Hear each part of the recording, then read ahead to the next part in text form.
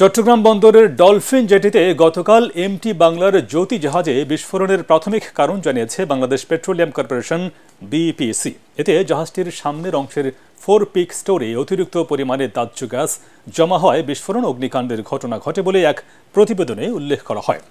দুর্ঘটনার পর জাহাজটির প্রায় 10,916 টন ক্রুড অয়েল নিরাপদে রয়েছে। দেশের রাষ্ট্রায়ত্ত খাতের একমাত্র জ্বালানি তেল শোধনাগার ইস্টার্ন রিফাইনারিতে পরিশোধনের জন্য আবুধাবি থেকে কেনা প্রায় 98,383 টন মারবান ক্রুড অয়েল নিয়ে mother vessel MT Omera legacy গত 17 সেপ্টেম্বর কুতুবদিয়ার অদূরে বহির্নোঙরে অবস্থান নেয়।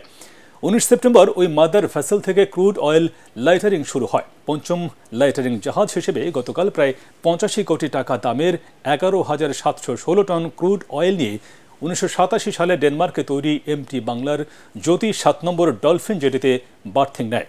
জাহাজটি থেকে প্রায় 800 টন তেল খালাসের পর সকাল 10:54 বিকট শব্দে বিস্ফোরণ ঘটে।